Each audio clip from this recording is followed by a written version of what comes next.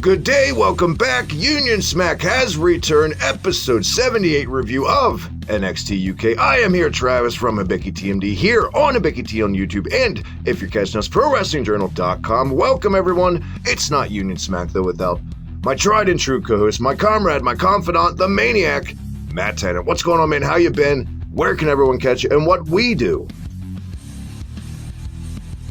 I've been very good, working on the book this week, Travis, getting it nearer to completion. I know I say that every week, but it really is getting there now. You can find me on Twitter at ThePerfectTenant.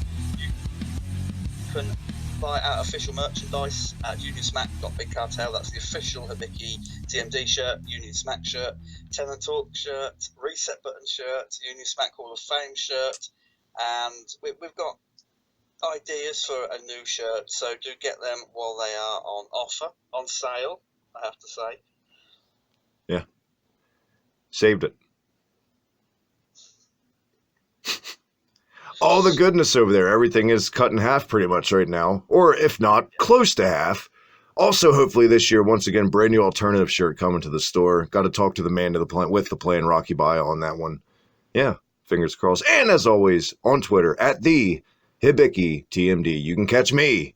Say la vie. I'm tired of rhyming, but what a wrestling weekend. I'm not really feeling burnt out, to be honest. I feel like, because we're recording this the day after the Royal Rumble, we got so much to catch up on, all that stuff, so much has happened. We're going to pretend like we don't know what happened on NXT episode 78. I'm not feeling too burnt out, and I think that's a case of pretty much all the wrestling WWE gave us this weekend was top notch. Yeah, couldn't agree more. Like, usually we're sitting down doing one of these and we're just like, can we get it over as soon as possible? Like, no more wrestling, please. But, yeah, NXT UK was good. Worlds Collide, we'll get into that in the next podcast. And obviously, the Royal Rumble I was pleasantly surprised. Me too. Decent. I'm not going to say it was brilliant. I'm going to say decent. And this in no way is an overview or a summary. This is literally 30 seconds on the Rumble. I'll just say this. It's one of the worst ways to start a year is when you have a shitty Rumble match and a shitty outcome and a crowd that hijacks it. And it's so great when you don't have that. And this is the result. You feel refreshed and you're uplifted on your pro wrestling. It was pretty much the perfect Rumble match, the way it was booked. I got no complaints on it. Episode 78 of NXT UK. I didn't have a lot of complaints on either. This episode took place from Matt York for the first time. Yes, and York, if no one's ever been, it's a beautiful city. Like loads of nice buildings, and it's like Cambridge on the outside. But I mean, like I said to you before we started recording, Travis, like inside, this could have been any television taping venue from Cambridge onwards. And that begs the question now. The show's been around for over a year. Do you think it's time to mix up the set a little bit? I mean, set-wise, probably. There's so many buildings in England. Like, obviously not just buildings. You can't go to a church and set a ring up. But there's so many arenas in England that have a unique look to them. Yeah.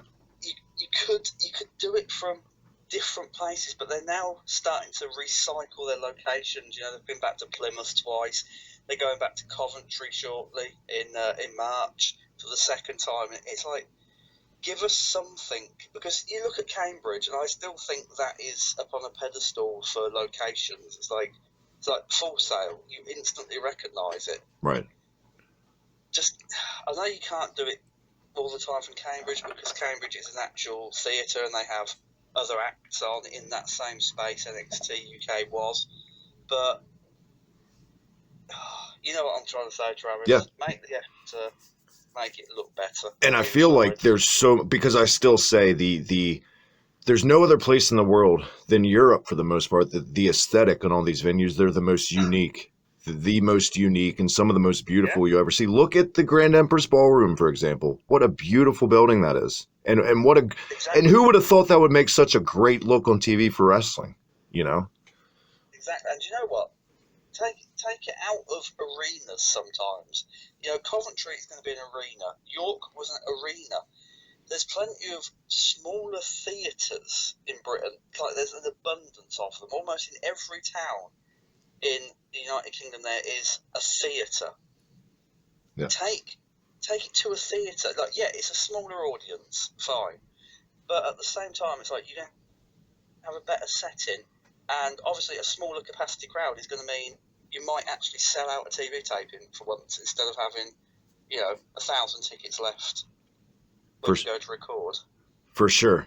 And everyone knows I do an AEW podcast, and weekly, that's one thing I continuously praise them on.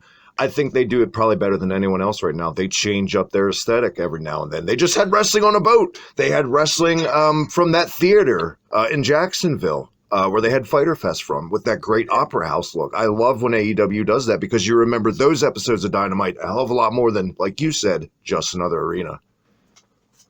That's it. And I don't know, it's just, I feel like, and we said this like a year, 2 years ago, when we got into the discussion on pay-per-view sets. It's like, the sets made the pay-per-view feel special. Well, NXT UK has got a pretty basic set. The TV tapings is just a screen. So, the surroundings, the inside of the arena you're in, if it looks different, if it looks historical or, set out in a different way, even like Liverpool was, when they went to Liverpool, that looks more like Cambridge than anywhere they've been. Yeah.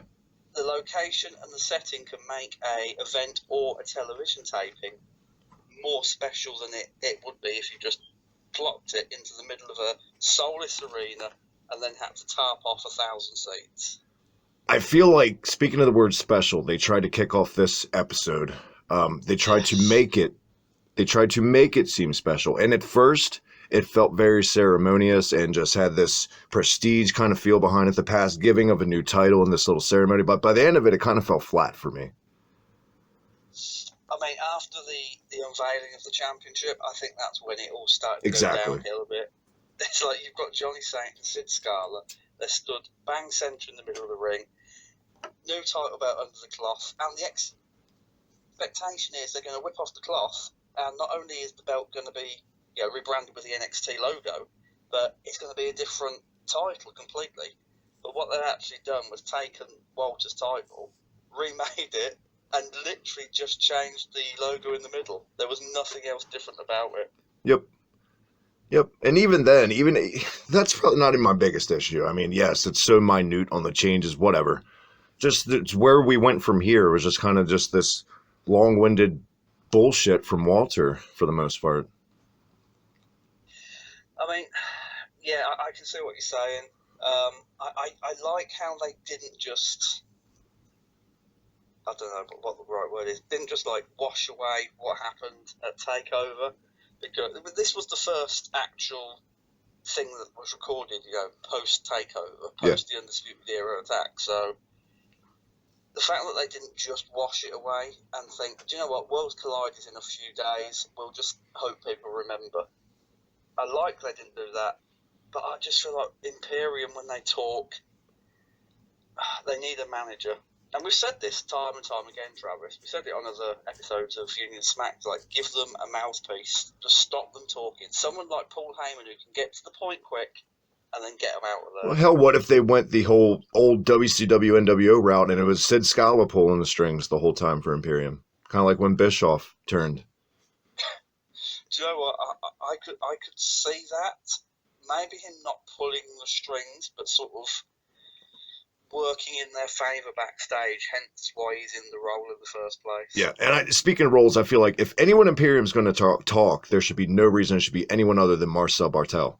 And that's why he's his moniker's the Prime Minister of PR or some shit? Like, he's known as the stick guy. And for good reason, he's better than any of them on the mic. Yeah. I don't think Walter's fully got the language down yet. Alexander Wolf, on a good day, is fine, but Fabian Eichner is just terrible. Yeah, he is. And Walter should be the silent destroyer. Like, don't give him a stick every 2 or 3 weeks. Just have him not talk for 6 months. I feel like every time, though, if you let Walter talk, I do like it when he's kind of like this hard-ass football coach to the other guys in Imperium. You know what I mean? I do like that. It's just got to be a less is more type thing, like you said. Yeah, definitely. Coming out of this, though, Matt, we're kind of building up scenarios going forward with you. We know what they're going to do, but for the listeners who aren't enlightened, let's pretend we don't. What would you have done in this moment? We're pretending, because it's already in the books now. They're not going to go back to the Undisputed Era angle now. It's over. Worlds Collide's in the books. Let's pretend we don't know. Where would you have gone with this? It's a good question. Do you know what? I'm not too sure. I'm really not too sure. It's tough. It is tough. The only thing I really saw worth doing is just giving Trent Seven the next shot. And like we talked on, I think our last episode is the best way to heal Trent Seven is him just doubting himself and he doesn't have it anymore and he loses to Walter and that's enough to make him go ape shit on Tyler Bate. He just has had enough of this losing streak. He was the only member of British Strong Style to never get the big one and blah, blah, blah, and all this shit. That's the only route I could have gone, foreseen really going long term right now. Yeah. I mean, I feel like there is a plan for Walter and the title. I just don't know whether they know how to get there yet. Because he's going to have that belt till at least summer this year. At least now. Yeah. Yeah, they're gonna have him go for Pete Dunne's record. Trent Seven would make sense.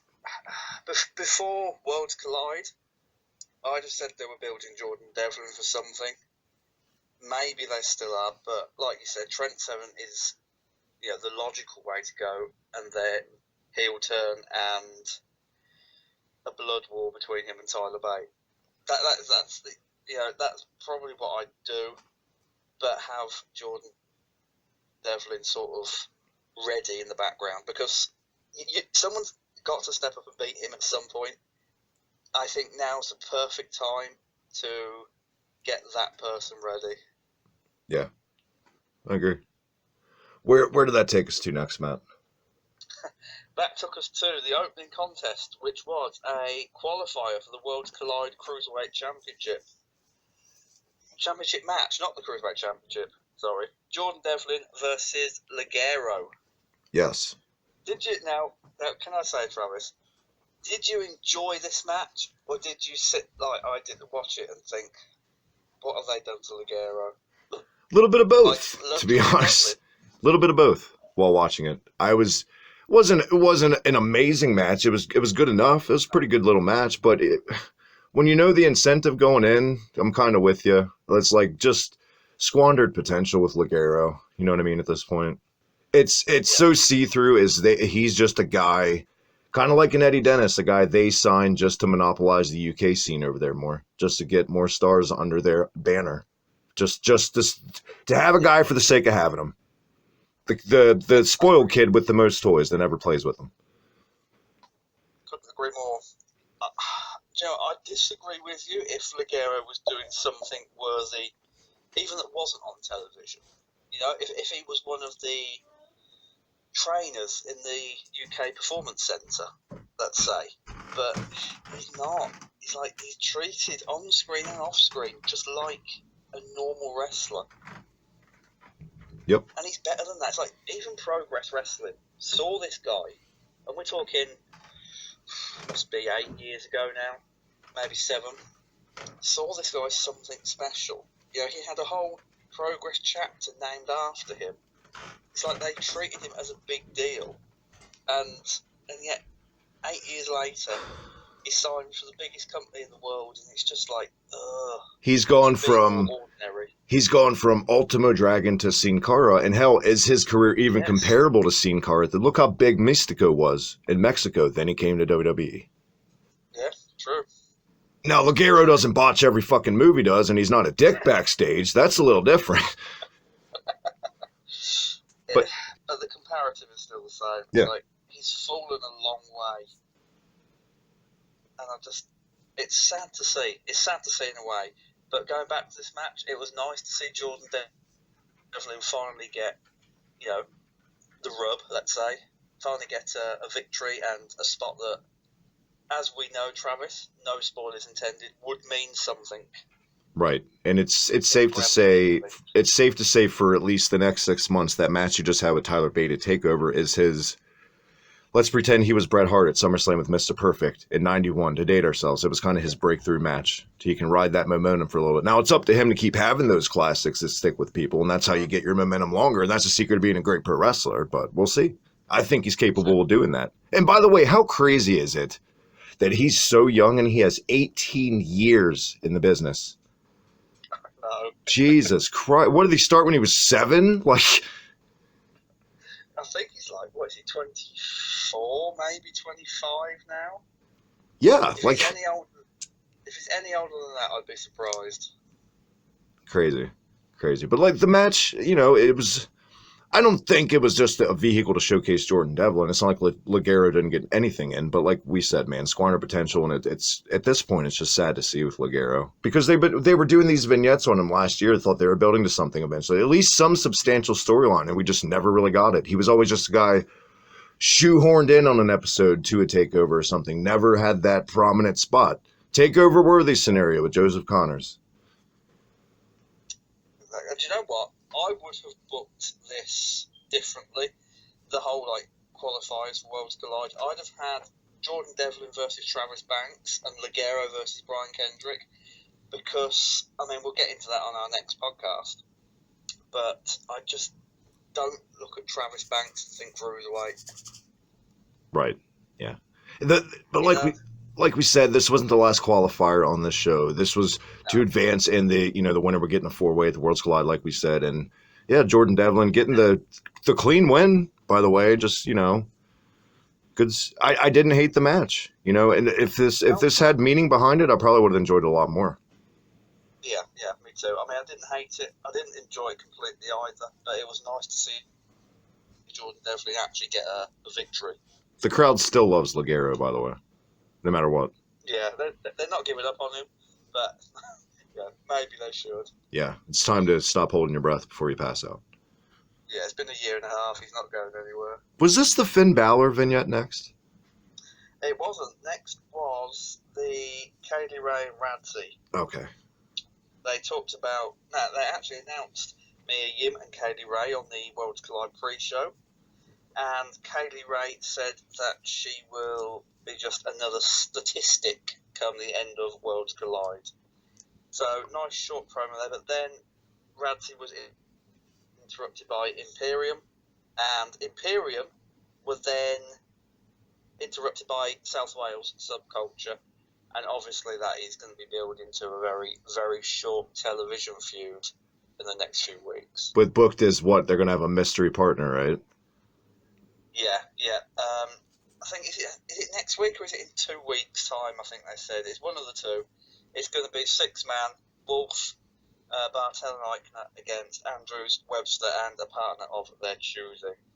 This was all right. It wasn't anything special, but it did what it needed to do, I guess.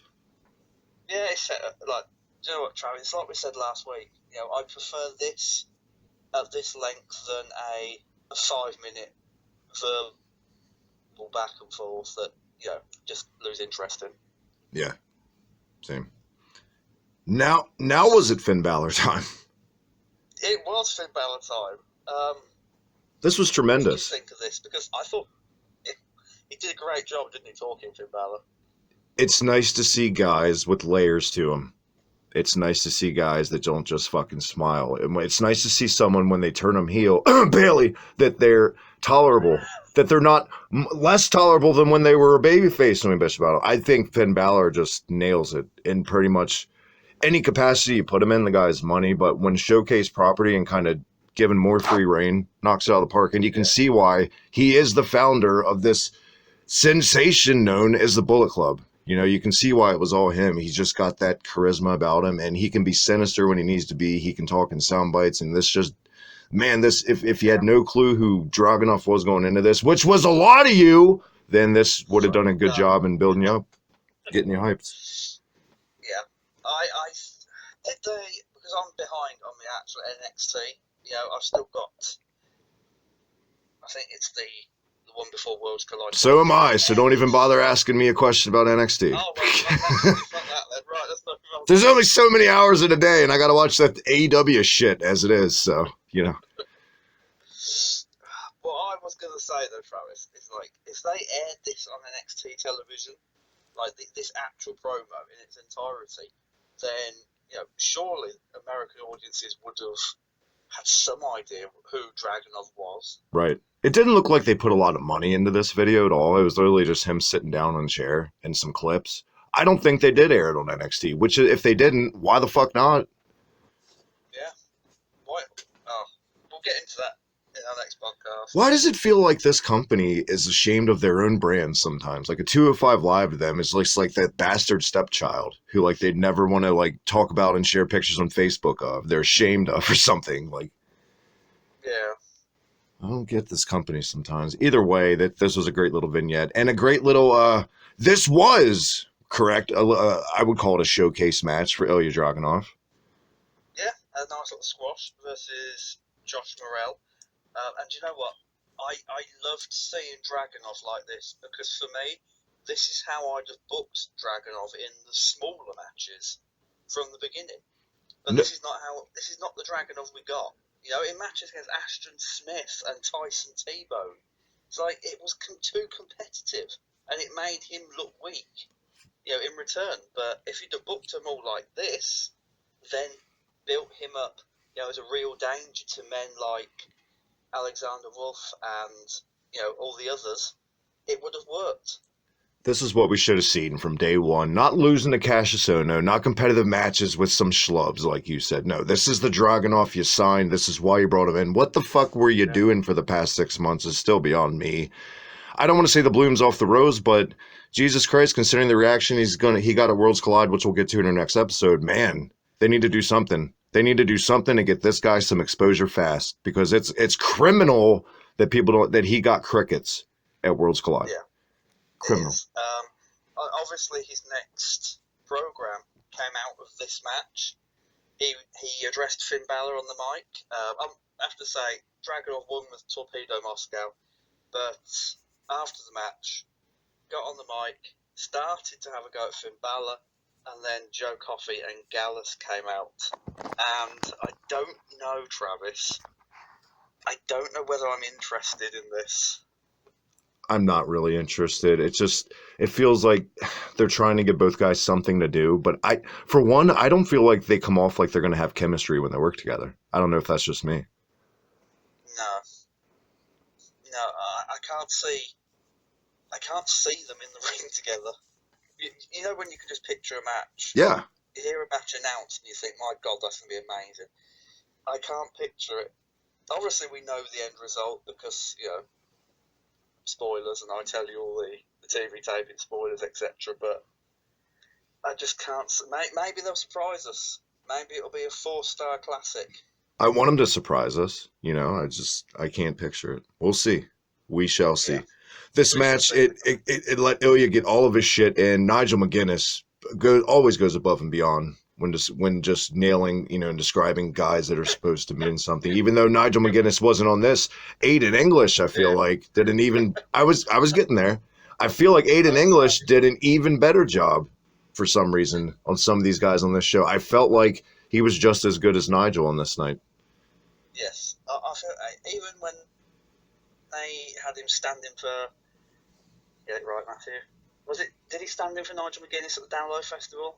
Or did he stand in for Vic Joseph at the Down Low Festival? He stood in for one of them, let's say, at the Down Low Festival. I feel like he put in a real effort then, and he took the time to know his stuff. It's like, you really felt like he'd researched these wrestlers, which is nice to hear in a commentator after watching the Royal Rumble last night and hearing Jerry Lawler's surprise at every NXT fact that popped up. I thought Jerry Lawler did fine last night, by the way. Oh, stop. Oh, please. He said something. I can't remember what it was. I'd have to go back. And I think it was the Women's Royal Rumble. Oh, my God, Travis. It was just like he'd never heard of NXT in his entire life. It's like everything he said, to, I think it was Corey Graves, his facts. Everything Jerry Lawler said, it was like, really? Really? Is that surprise? Oh, please. Somebody take a headphone off of him. I'm glad you can detect the sarcasm when I talk. No, I love the line when Corey Graves was talking about how it was like going to a ballpark with his dad for the first time and Mandy Rose came out. It was just like two old perverts sitting there. It was weird. I don't know. Oh, do you know what? I'm glad I don't have to listen to Jerry Lawler more than once every 3 or 4 See, months. now you just jinxed it and they're going to make him the new NXT UK color guy. Look what you did. Could you imagine him trying to pronounce some of these guys' fucking names? I can only imagine Jerry Lawler saying Marcel Bartel. Marco Barthel! Yeah, that would do. No one cares anyway. That's Jerry Lawler's mind state. Matt, where were we headed next on episode 78? Oh dear. We were headed to backstage where Imperium went to Saint and Scala. This was the official making of the 6-man in... Do I have it written down when it is? Do I? I don't. But the basic gist of it is, like we said, 6-man, Andrews and Webster get a partner of their choosing. That took us to the main event, Travis. I can tell you enjoyed this one. I can't tell. Okay, go ahead. Just, you go ahead, because I need a second. Yeah, I need a second. Oh, okay. Travis Banks versus Brian Kendrick in a Worlds Collide Cruiserweight Championship match qualifier. And obviously the winner of this would join Jordan Devlin, Isaiah Swerve Scott, and Angel Garza at Worlds Collide in vying for the new NXT Cruiserweight Championship. What a mess. Okay, deep breath. Are people ever going to get the fact and put 2 and 2 together that when they see a buzzsaw, any kind of metal object on a screen, it's Travis Banks' entrance? Can Travis Banks ever get a good reaction for once? Ever during his entrance? No, they've killed him. Dead. Number 2. I get it. Shawn Michaels has a big hand behind NXT UK right now, and sometimes you get your buddies some work and people that you've, quote, trained in the past, and I get it. Brian Kendrick, of all the fucking guys we have right now, can we at least have someone that's been on TV in the past year, who's ring ready, not blown up in 30 seconds, can still throw a fucking worked punch? What the shit did I just watch PC drills at the Performance Center? What? This was awful. At least on Brian Kendrick's part. God bless Travis Banks for trying to put this together. But Jesus Christ. Even kayfabe-wise, Matt, statistically, if you want to get fanboy nerdy on it, what logic does Brian Kendrick even have being in the title picture right now? Period. It doesn't. This is meant to be a NXT UK qualifier. So logically, if you look at it, if Travis Banks lost, you'd have 3 NXT or at least 205 Live guys in there with 1 NXT UK guy. So logically, it doesn't even work. I feel like he was there at the PC helping out that week, and they went, "Do you want a match?" Right, exactly. And I don't know if this guy's on the road with them full time, Matt. You would know better than me, but I'm pretty sure A-Kid had something better to do at this time. There's no reason you could have put A-Kid on there. At least to get his name out, because the kid's got talent. He's going to be something if done right. You know, get him some exposure, even in defeat. Why not? Do you know, A-Kid was backstage because he is on the York tapings coming up. What did this really do for Travis Banks? For a casual, not even a casual, for a diehard of NXT or WWE in general that goes out of their way to occasionally watch NXT UK, they watch this, they see this broken down, homeless looking fucking schlub Brian Kendrick out there. How does this really make Travis Banks look beating this guy? Oh, whoa, you really did something beating Brian Kendrick. You know what I mean? Yeah. I didn't like it. I didn't like the match. I thought it was sloppy. I thought it was just, I would not recommend it. I'm so glad Travis Banks won, for what that's worth. I mean, for Travis Banks, the only thing it did was give him a nice spot on a main card that was seen by more people, than watch NXT UK. That's the main thing it did for Travis Banks. Got him some more exposure, but at the end of the day, it's like, could you kill this guy off anymore? Yeah. So I feel like everything they've done, Travis, post 2018 United Kingdom Championship tournament has just been to his detriment. He's like, for me, he died when he lost to Zach Gibson. You know what I mean? There's other nuances. The well goes much deeper on just certain losses. Like, I agree that the loss to Gibson was very detrimental, but there's things like, with a name like Buzzsaw, any kind of name like that, you think of Tajiri, stuff like that, just that kind of presence in a name. There's no reason he shouldn't occasionally go out and just steamroll a guy, and this should have been a case of that. And this goes back to what you're saying at the beginning of the show about certain matches that are too competitive. This was a case of that flat out. Why was this competitive? I think because they thought that Brian Kendrick was a former cruiserweight champion, and it'd be disrespectful just to roll him over in 2.5 minutes. But you're right, it should have been a squash. I just don't think anyone backstage, Triple H or Shawn Michaels, gets Travis Banks, and I don't think they want to make the effort to get him now. I don't either. I think they're letting him ride out his contract, and they're just going to release him back into the water like a fish when you don't want to kill the fish after you caught it, you know? Yeah, that's very... I didn't think of that, but yeah, well done. Yeah. And it's a shame, he's got so much potential, you know? A heel turn, a faction. Give him something worthy of his time, because right now, he's treading water so much that he's going to drown in it. Last year, and not just you and I, multiple people used to praise his heel work in progress when he turned heel. He was a good heel. Because he was intense. And then he comes here and blah. He's a case of a guy, flat out, to round out this episode. We're getting to the tail end. There's no other better way to describe Travis Banks than the guy who had a great deal of momentum coming in, but at the end of the day, now he has Legero syndrome. He's just a case of having talent to have him. A kid with too many toys he's never going to play with. Yep, couldn't agree more. And it's so sad. But it is what it is, man. You know what? And that thing happens, and that kind of thing happens in almost every era of pro wrestling. And it's just sometimes you got to accept, and it sucks. I get that, but not every guy is going to break through, you know? I think what annoys me more, though, Travis, is like, right, he might not break through, but they've not even given him the chance. I feel like they've anchored him at every possible turn. Somebody back there doesn't like him. I'm with you. Somebody just doesn't get it, and they refuse to get it, you know? Yeah. He had a wonderful performance in the tournament.